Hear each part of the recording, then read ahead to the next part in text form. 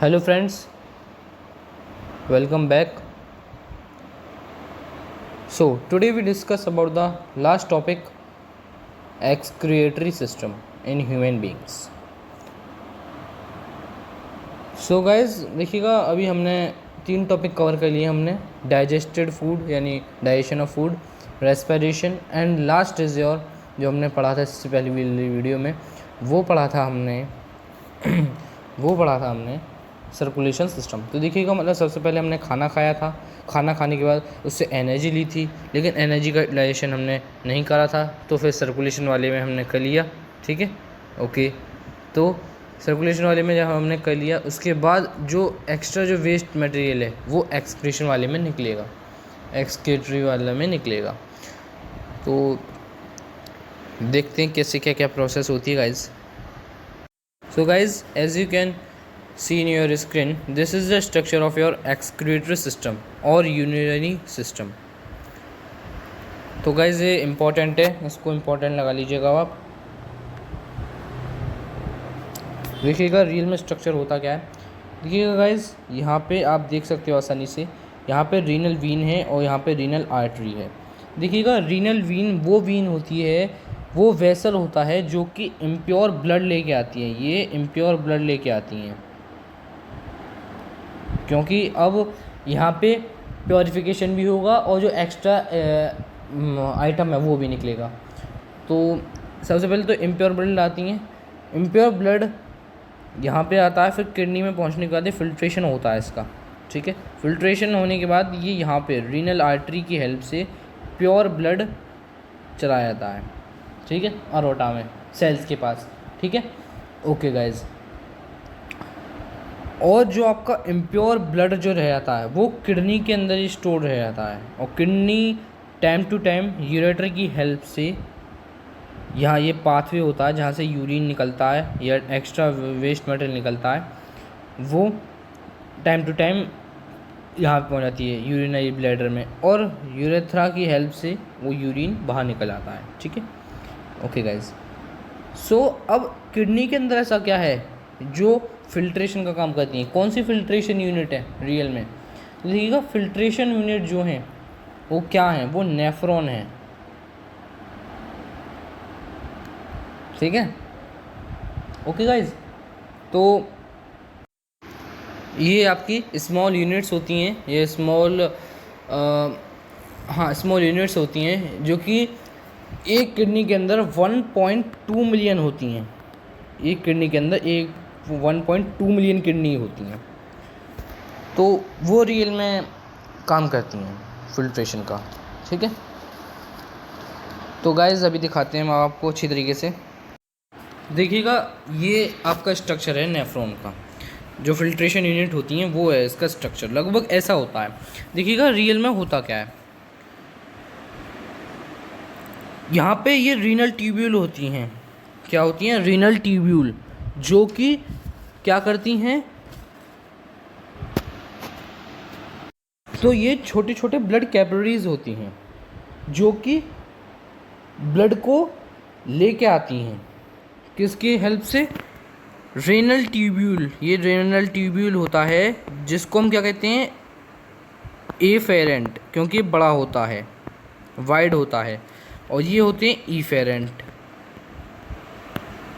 ठीक है, ओके। ये नैरो होते हैं ईफेरेंट वाले, आपके ईफेरेंट वाले जो होते हैं वो नैरो होते हैं, और ये ब्रॉड होते हैं ये ईफेरेंट वाले।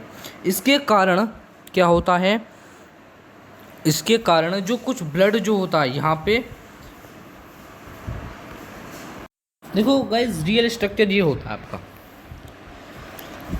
ये एफेरेंट रीनल ट्यूब्यूल होते हैं जिन्हें हम क्या कहते हैं, छोटे छोटे ब्लड कैपिलरीज, जो कि ब्लड लेके आते हैं। ठीक है, ओके। और ये इफेरेंट रीनल ट्यूब्यूल होता है जो कि नैरो होता है, ये ब्रॉड होता है। इसके कारण जो ब्लड के कुछ कंपोनेंट जो होते हैं वो बाउमेंस कैप्सूल के अंदर चले जाते हैं। ठीक है, ओके। और बाउमेंस कैप्सूल की हेल्प से ये सीलिया में चले जाते हैं। सीलिया यहाँ पे आप देख सकते हो आसानी से, दिस इज सीलिया। ठीक है, तो सीलिया में जब ये चले जाते हैं तो फिर क्या होता है आगे करके, फिर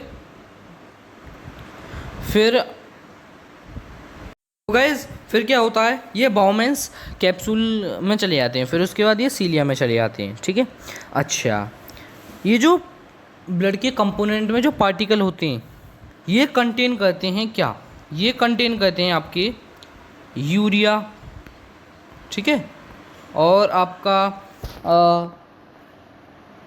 प्रोटीन या अमाइनो एसिड कह सकते हो, अमाइनो एसिड, ठीक है, और आपका C6H12O6 यानी ग्लूकोज, और आपका सॉल्ट NaCl, और आपका वाटर। अब देखो, आप ही देखो, इसमें अमाइनो एसिड भी इम्पोर्टेंट है हमारे लिए, ग्लूकोज भी इम्पोर्टेंट है, NaCl भी इम्पोर्टेंट है, और वाटर भी इम्पोर्टेंट है ना गाइज। ओके, तो इतने सारे इम्पोर्टेंट प्रोडक्ट तो आगे चलेगा तो हम क्या करें, तो दिक्कत मत लो। तो फिर क्या होता है, फिर यहाँ पे एक पहले से ही एक लेयरिंग होती है नेफ्रॉन के स्ट्रक्चर पे, इस शेप में पहले से ही होता है, ठीक है, क्योंकि हर बार होगा ही तो एफेरेंट और रीफेरेंट की वजह से, तो एक टाइप की लेयरिंग होती है जिसकी हेल्प से आगे चल के किसका वो हो जाता है, सबसे पहले तो हो जाता है एब्जॉर्प्शन, रीअब्जॉर्प्शन किसका, सबसे पहले रीअब्जॉर्प्शन हो जाता है आपका इम्पॉर्टेंट थिंग का, यहाँ पे लाइकेज आपका अमाइनो एसिड का और ग्लूकोज का, यहाँ पे इन वाले ब्लड कैपिलरीज में, यहाँ पे एक पहले से ब्लड कैपिलरीज होती हैं। जब ये प्रोसेस हो रही होती है उस वाली प्रोसेस को हम नाम देते हैं सेलेक्टिव रीएब्जॉर्प्शन, ठीक है। ओके,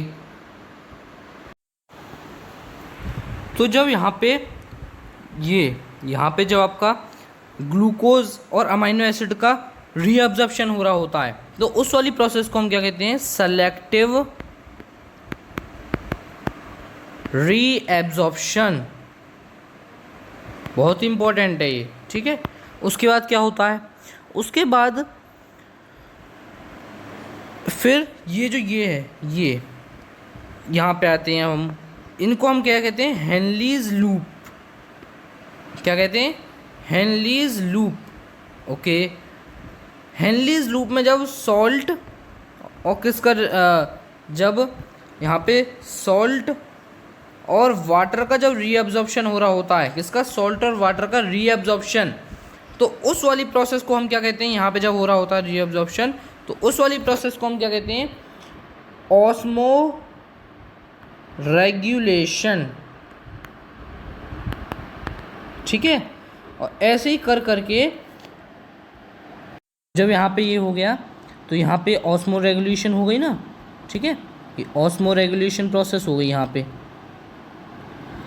तो फिर आगे यहाँ पे ये मेन डक्ट होता है, मेन डक्ट, जहाँ पे आपका यूरिन निकल जाता है, और वेस्ट प्रोडक्ट तो यहीं पे इंपॉर्टेंट टर्म तो यहीं पे यूटिलाइज हो गए। जैसे यहाँ पे आपका सेलेक्टिव रीअब्जॉर्प्शन में ग्लूकोज और अमाइनो एसिड हो गया था, और यहाँ पे सॉल्ट और वाटर हो गए, तो इसकी हेल्प से आपका फिल्ट्रेशन हो गया और एक्स्ट्रा आइटम आपका बाहर भी निकल गया। ऐसे ही इसी तरीके से जो 1.2 मिलियन नेफ्रॉन्स हैं वो अपना काम कर देते हैं, और उसी की हेल्प से आपका फिल्ट्रेशन हो जाता है और एक्सक्रिएशन भी हो जाता है। देखिएगा गाइस, कभी कभी कुछ लोगों की किडनी फेल हो जाती हैं, फिल्ट्रेशन कर नहीं पाती हैं जिस तरीके से होना चाहिए, तो उस वाली दिक्कत को हम कहते हैं डायलिसिस, ठीक है। ओके, हेमोडायलिसिस बीमारी हो जाती है जब ये नहीं हो पाता, तो एक आर्टिफिशियल किडनी लगती है, ठीक है, ट्रांसप्लांट की जाती है, उस वाली प्रोसेस को हम कहते हैं डायलिसिस, जिस दौरान किडनी लगाई जाती है। ओके गाइस, तो इसी की हेल्प से आज आपका ये पूरा टॉपिक भी फिनिश हो गया, और आपका ये चैप्टर नंबर 1 भी फिनिश हो गया। थैंक यू गाइस, आपने मेरी इस वीडियो को देखा और मैं लेक्चर लिया। आशा करता हूँ आपको यहाँ तक समझ में आया होगा। Thank you guys, be safe, be happy, thank you.